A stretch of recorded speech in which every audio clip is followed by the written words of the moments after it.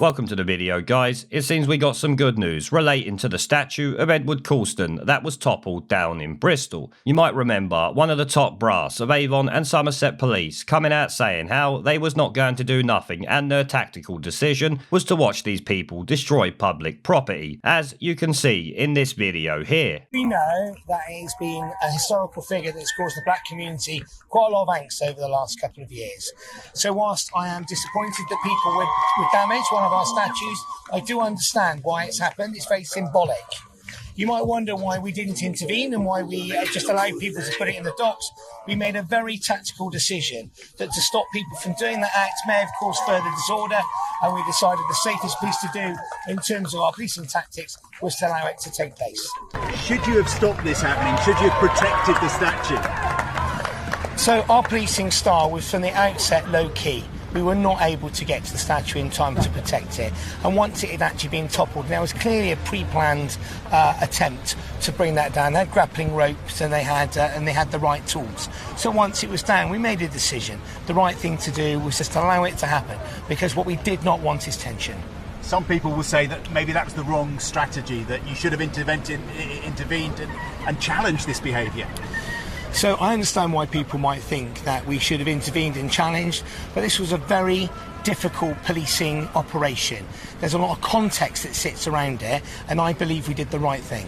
No regrets? No regrets. You might remember that I covered it at the time. It was an absolutely incredible thing to hear from a police officer, I think you would agree. But it would seem now they have changed their mind on that and have decided to prosecute the people involved with toppling this statue. Now, before we get into the video, I have joined the new free speech version of Twitter, which is called Parler, and will be linked in the description. A lot of people are moving from Twitter to the new Parler app, which is available on Android and iOS. So if you don't like Twitter or have been banned from there, be sure to follow me on Parler. Now let's get back to Avon and Somerset police doing a real quick U-turn in regards to the people who toppled the statues. Well, Sky News are running an article today saying Edward Colston statue, images released of 15 people wanted over toppling of Bristol monument. Avon and Somerset police have launched a criminal damage investigation after the statue of the 17th century slave trader was torn down. And here are some of the pictures of the people that they want. Obviously there is like 15 people here, but in total there is 18. I'm guessing they already know who the other 3 are. Police investigating the toppling of the Edward Colston statue in Bristol have released images of 15 people they want to speak to. The monument to the 17th century slave trader was pulled down and rolled into the harbour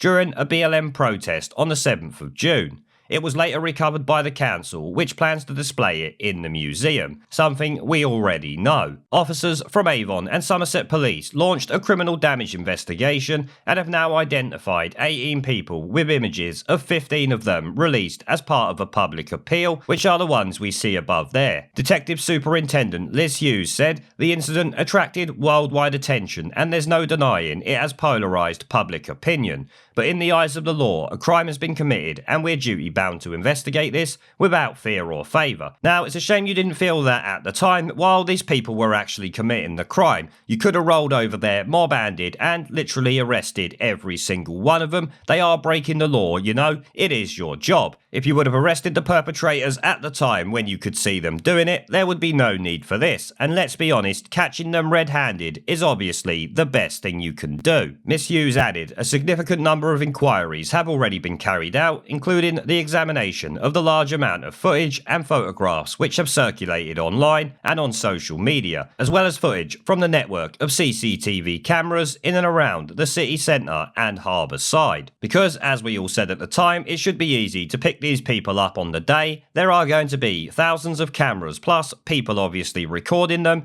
You take that footage, you grab the people from it and you pull them out of the protest, simple as that. You don't be scared about arresting people at a protest because it's for a certain movement. That there is policing with fear and favour. Fear of being called racist and favour of a certain group over any other. Never mind investigating these people, I think the police itself needs to be investigated for its inaction and, as I've said, its clear fear of being labelled something. The toppling of the monument sparked a nationwide debate over historic statues, including those of colonialist Cecil Rhodes at Oriel College in Oxford and the founder of the Scouts, Robert Baden-Powell, which I said at the time was just nonsense. These people lived in an era when modern standards were non-existent, as we all know. No one is debating that these people took part in something we wouldn't consider good at this time, but it was perfectly legal at the time, and obviously afterwards they did actually do some good for their community, which is the reason why the statues are there. Obviously not for any of the bad things they did. Let's be honest, look back through history and find me a single individual that hasn't done something wrong at some point in his life. You are gonna struggle to do that. I would guarantee it. Detectives in Bristol have identified 18 individuals from footage, but say they do not know the identity of 15 of them. Miss Hughes said, "We've carried out a number of inquiries to try and establish who these people are, in the hope we wouldn't need to release their images into the public domain, and have managed to identify a small number who we're making arrangements with to get their account of events. However, despite every effort being made to identify the remaining people we'd like to talk to, we still don't know who they are, which is why we are now releasing images of them in the hope the public can help. Anyone with information to identify any of the people in the images below is asked to call 101 and provide the call handler with the reference 522-012-3926. And here we have the pictures of the people they are looking for. I will scroll through them so you can all see.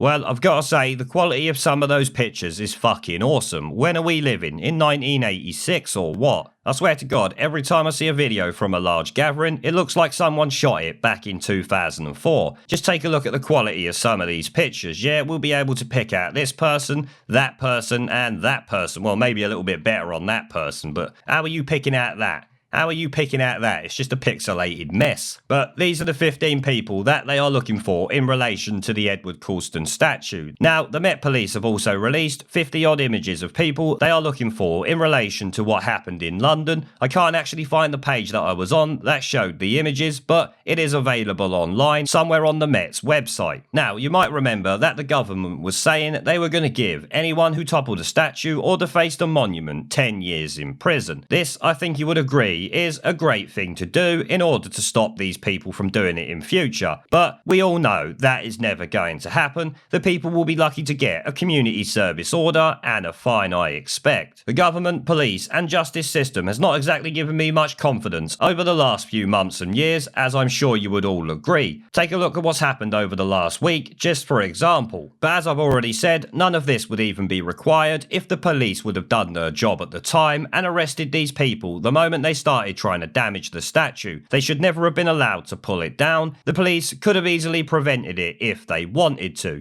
Instead, as you heard from the video clip I showed you earlier, they made the tactical decision to let these people break the law, and public outrage, along with worldwide attention making them look bad, has likely forced Avon and Somerset police into action so they don't look like a bunch of snivelling shitweasels, which obviously the video I showed you earlier clearly makes them look. Now, as always, I want to say a massive thank you to everyone who supports the channel, and my other social media links are down in the video description if you want to come and support me on Twitter, BitChute and a variety of other platforms, including my second YouTube channel. As I said, all links are down in the video description.